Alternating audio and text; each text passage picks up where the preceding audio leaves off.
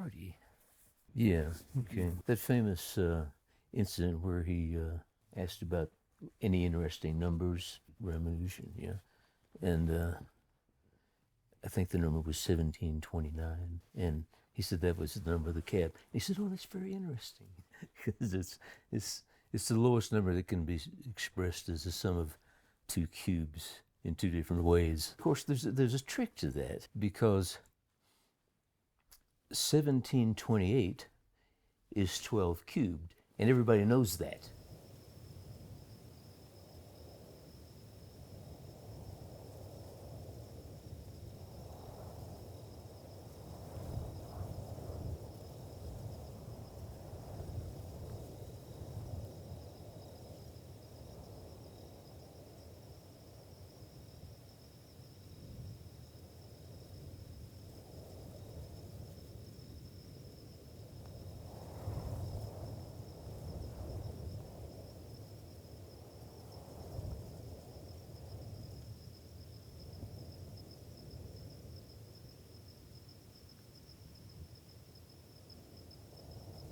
I don't know, something I thought about for a long time. How does the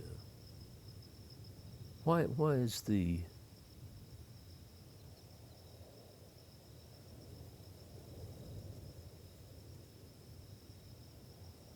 unconscious so reluctant to talk to you in language? Why does it prefer to show you movies and put up pictures, you know?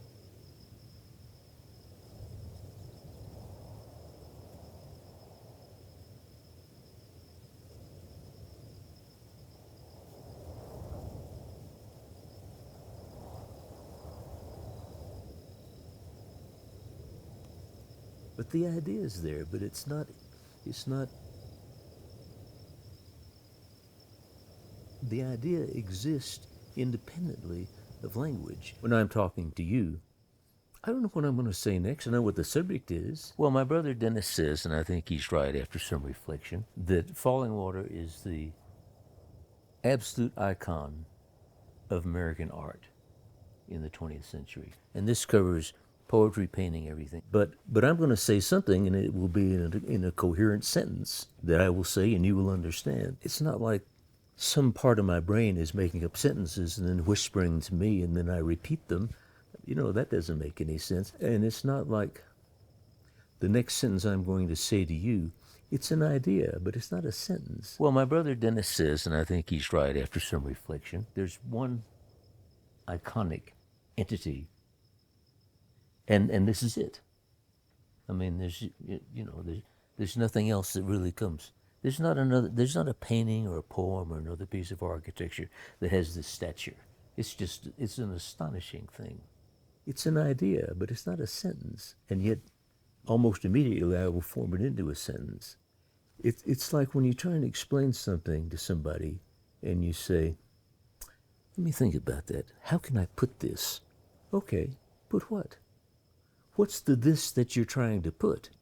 You're trying to put it in words, but you don't have them yet. But the idea is there, but it's not, the idea exists independently of language, and that's a problem.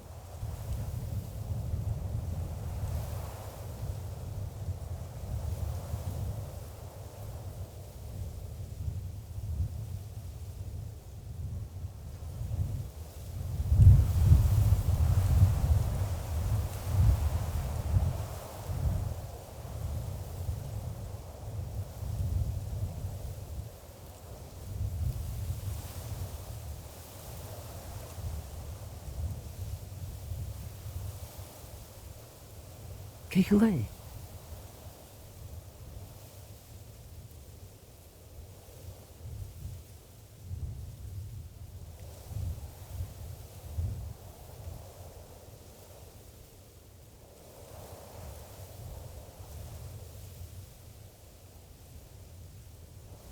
Calais.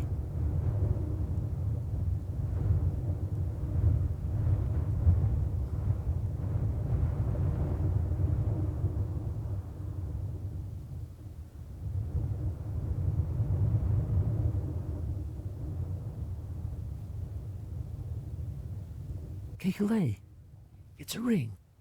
Oh, okay, got it. And so he fell asleep in front of the fire, and he had this dream of the Ouroboros, the snake with its tail in its mouth, and he woke up and he said, oh my God, the configuration of the benzene molecule is a ring. So the question is, well,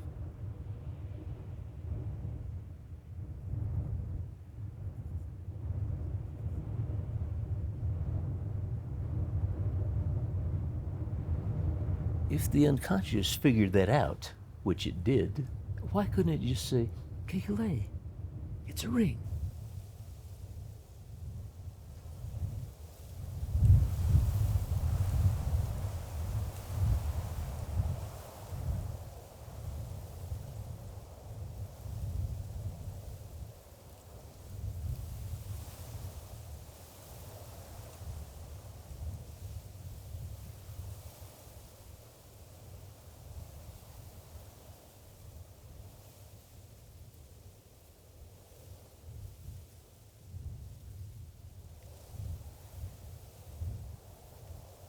It's a machine for operating an animal. All right, mathematics. The unconscious is capable of doing some pretty puzzling problems in math. George calls it the night shift.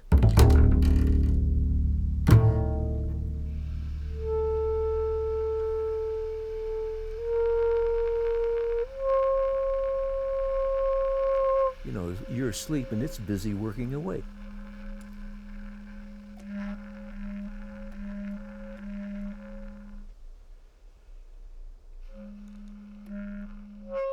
When you're working a problem in math, you put it down step by step, and then if you kind of get stuck, you can go back over and see what you did. The unconscious can't do that. It's got to keep everything right there.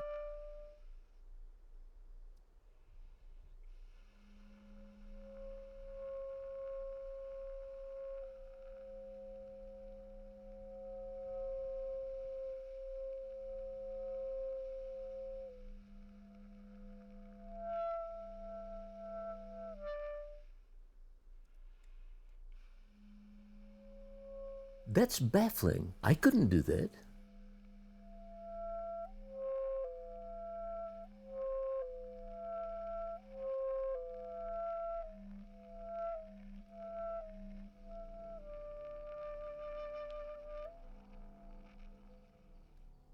Poincaré was stuck on a problem one time, and he went off on vacation with some friends. And as he was getting on the trolley car in a distant city, the equation suddenly appeared in the air over the head of the conductor. And they were so clear and everything, he didn't bother to write them down until he was back home a week later. But it was just, there it was. But it's more like the hoop snake, some symbol. But for the unconscious to actually hand you the equations, which it will do if you're just so dumb you can't figure it out.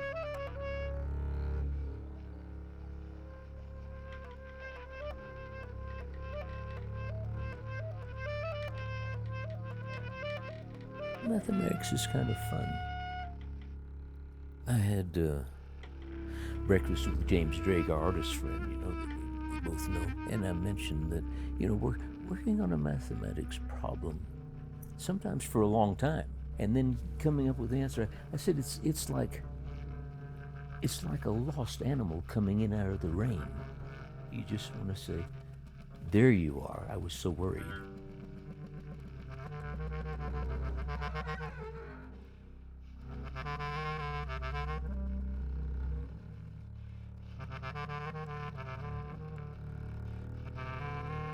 It just seems to have a huge vat of stuff that it can take things out of.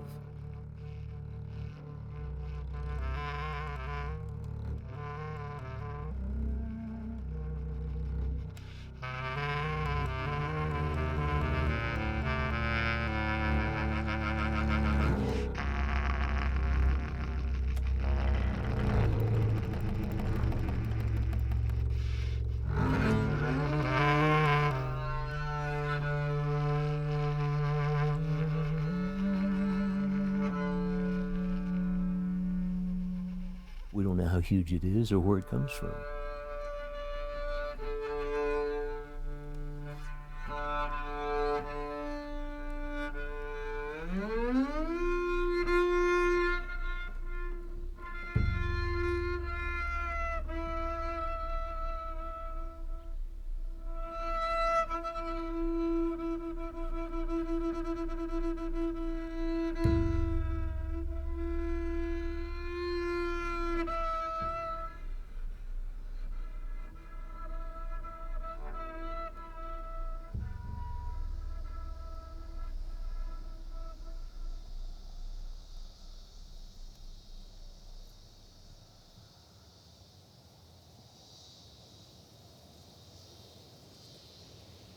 a lot of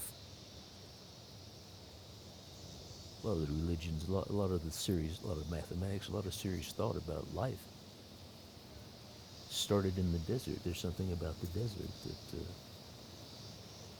seems to make people think about things.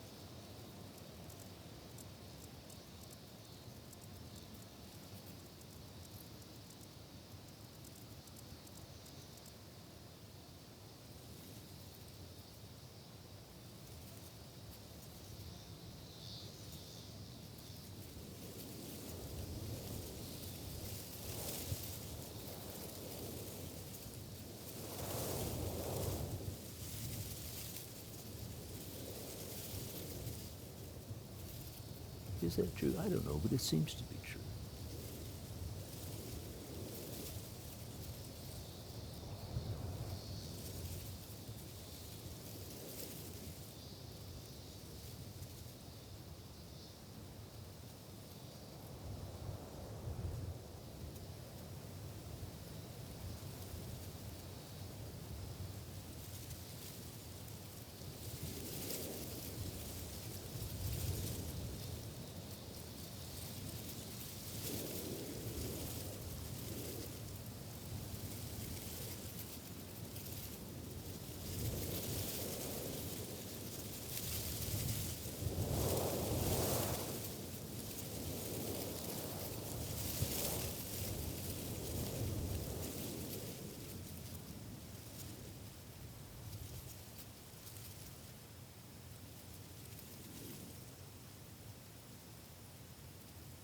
There's something about the desert that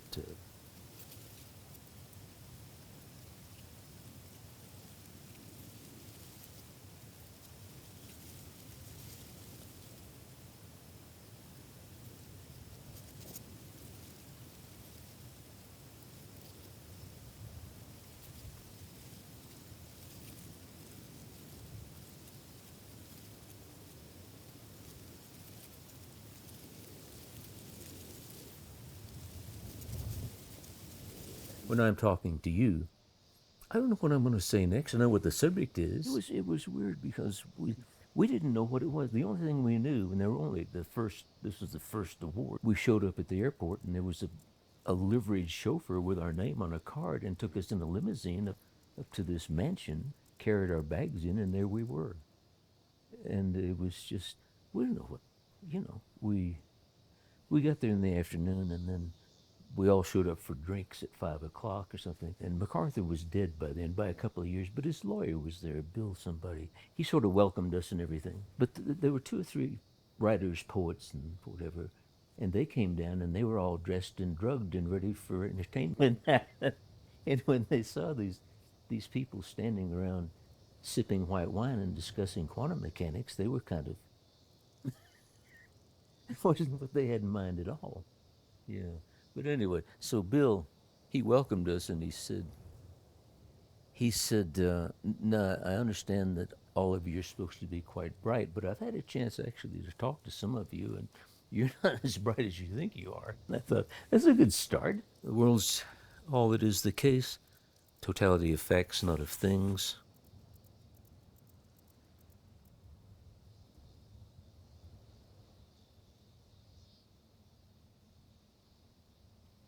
The world's all that is the case, totality of facts, not of things. The world's all that is the case, totality of facts, not of things, determined by the facts, and by there being all the facts, totality of facts determines what is the case, and also whatever is, okay, that's okay. The facts in logical space of the world. It's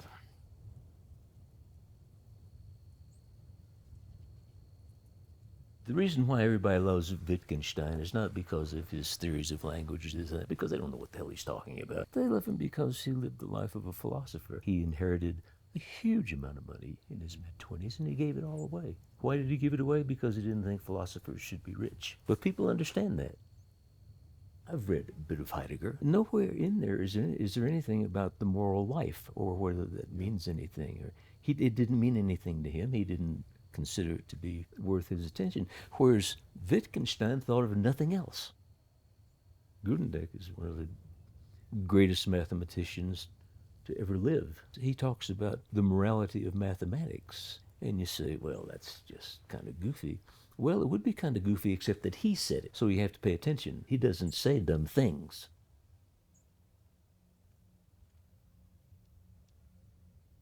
Everything that he thought about had to do with whether it was right or wrong.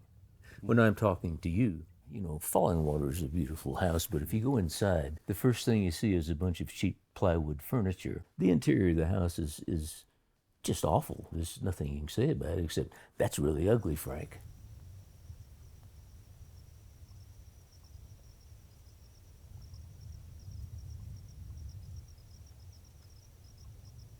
All effects, tally effects, determines what is the case. The world's all that is the case. Totality of facts, not of things.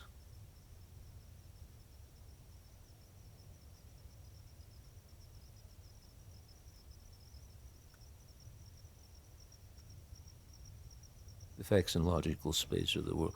It's like when you try and explain something to somebody and you say, let me think about that. How can I put this?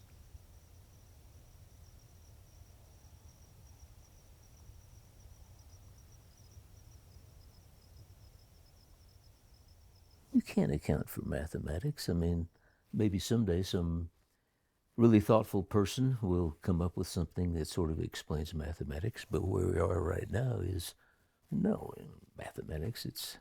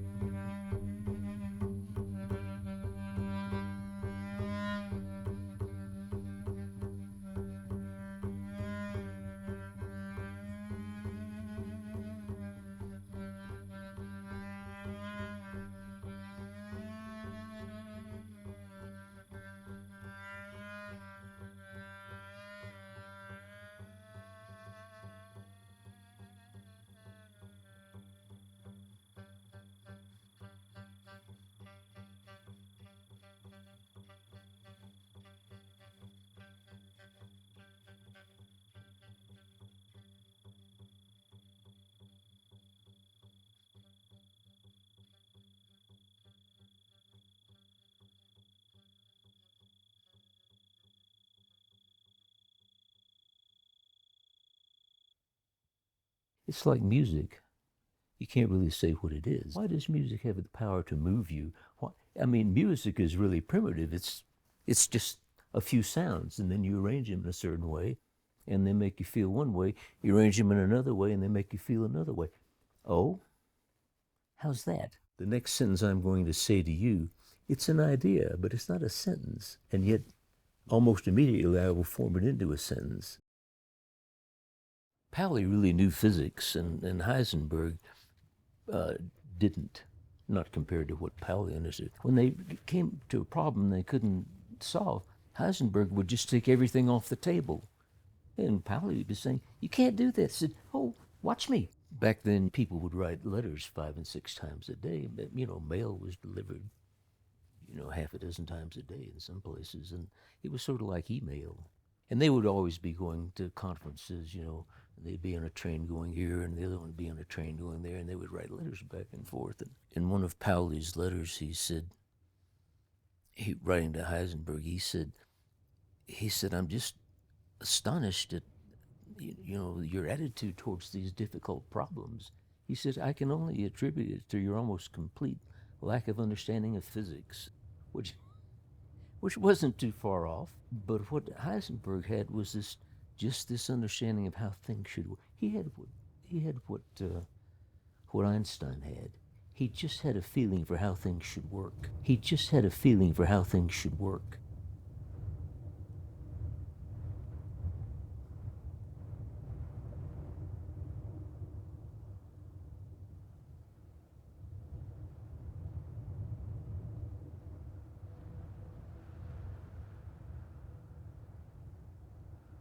The idea exists independently of language.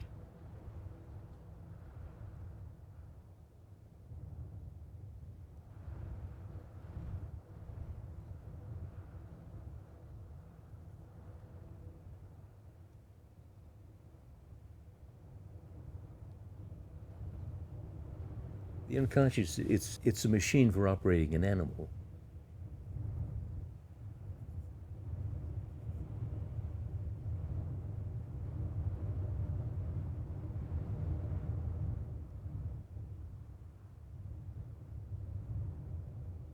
Yeah, you do influence it, but you don't know how it works or how it goes about what it does. It's just really good at figuring things out. It's like your own personal valet. It has no interest whatsoever in anything except you.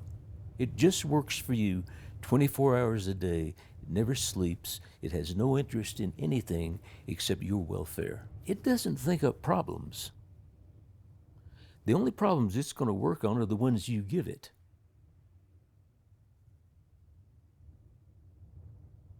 That's a pretty handy item to have. I don't think it's particularly interested in manners or how to it doesn't really care about anybody but you.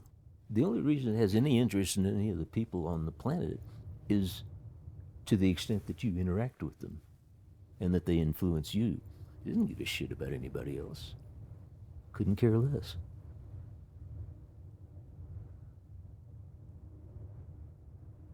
When I'm talking to you, I don't know what I'm going to say next. I know what the subject is. I just finished reading that new biography of Grant. When he left the White House, he took his wife and they traveled around the world. And they went to India and he rode on an elephant. It was the only animal that he said anything about. And how he knew it, I don't know, except it's why killer whales don't eat people. They said, don't eat things that are smarter than you are. But what he said about elephants was, he said, I was just absolutely charmed by how intelligent they are. The old saying, an elephant never forgets. Yeah, that's true. They never forget. Why do they never forget? Because they're bloody smart, that's why.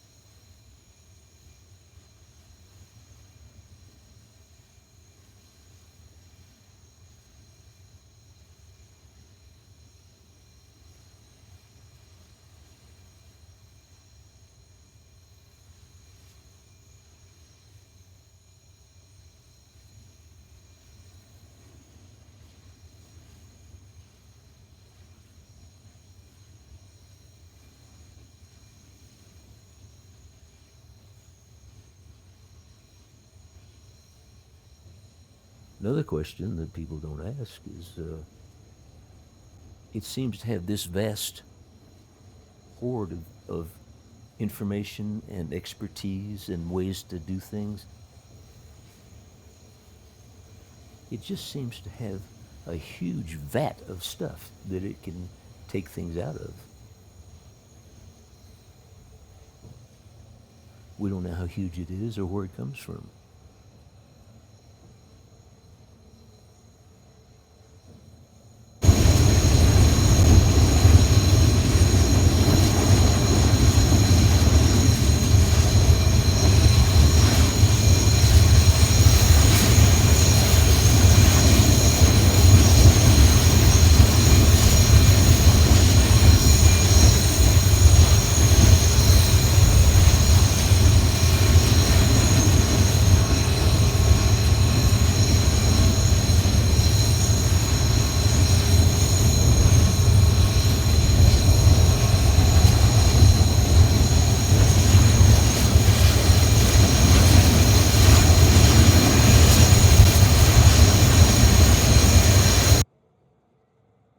But it's enough.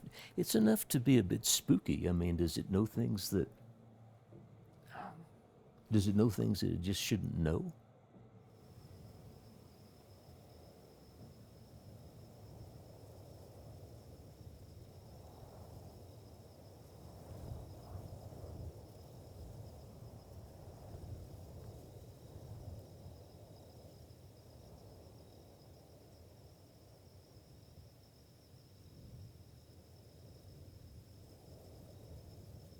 Somebody wrote a book about a German guy some years ago.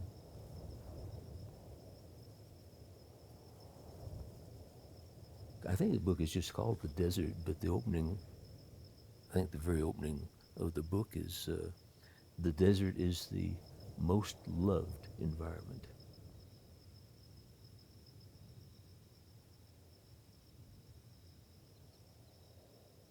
That could be true.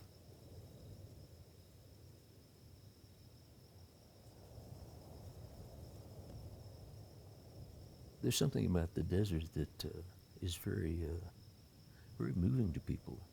Always has been.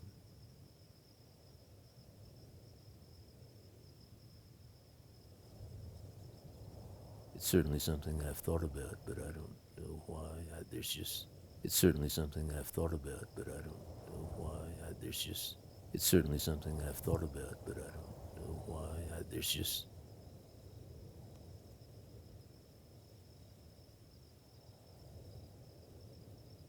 The desert is the most loved environment.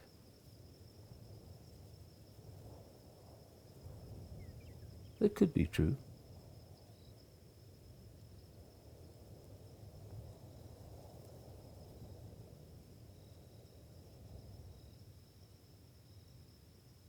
We don't know how huge it is or where it comes from. I don't know what I'm going to say next. I know what the subject is, but it was a guy who was at MIT, and he got stuck on a problem, and he just couldn't make any headway.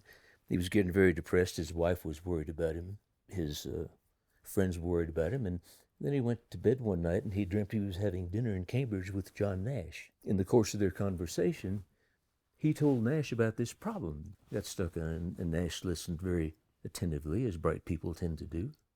And he said, I think I see something. Let me have your napkin. So he wrote down some equations on the napkin and explained to the guy what he'd done. And then the guy woke up, and he turned on his little night light, and he got his little pad, and he wrote down the equations and made a couple of notes to himself, and he went back to sleep. And in the morning he woke up, and he thought, I wonder what kind of a gibberish I've scribbled down in the middle of the night. So he put his glasses on, and he got the pad, and there's this absolutely elegant solution to the problem. But that's unusual. Again, that goes against the instinct to present things not in that direct manner. It's a machine for operating an animal.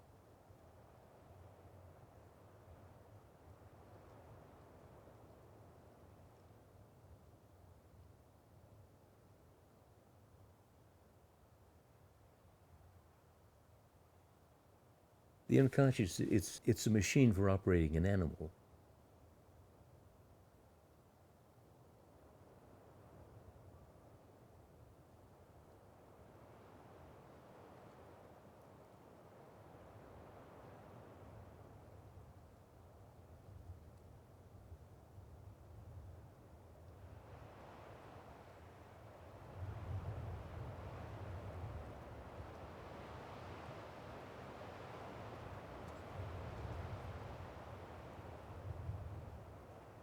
If you didn't have it, you would just lie there.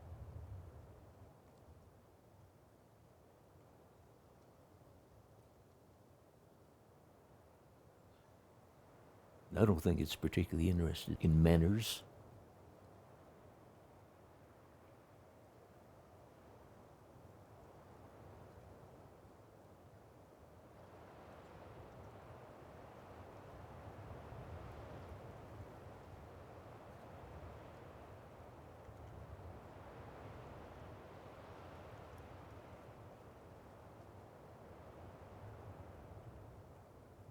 Whatever it is, the unconscious is constantly monitoring your behavior and guiding you so that you won't die.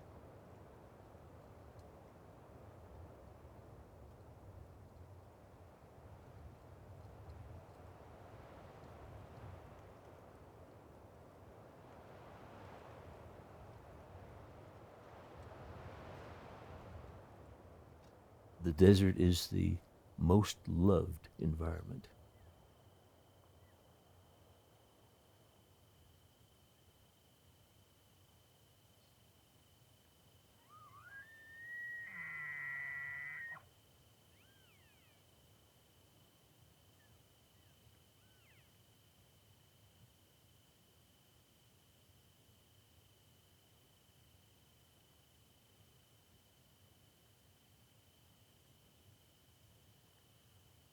It's like when you try and explain something to somebody and you say, let me think about that.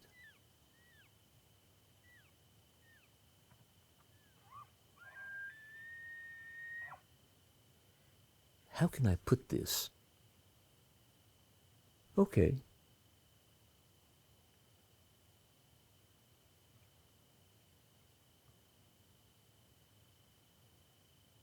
Put what?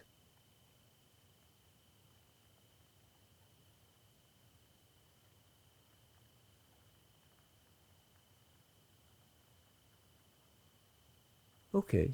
Put what?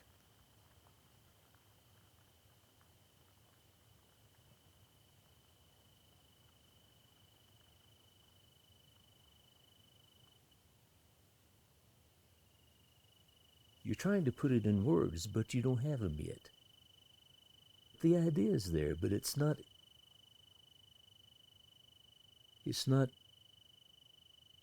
the idea exists independently.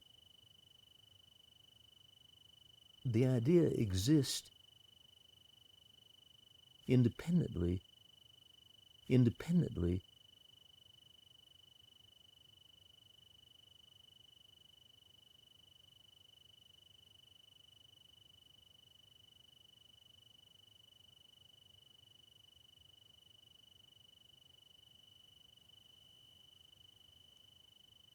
Exist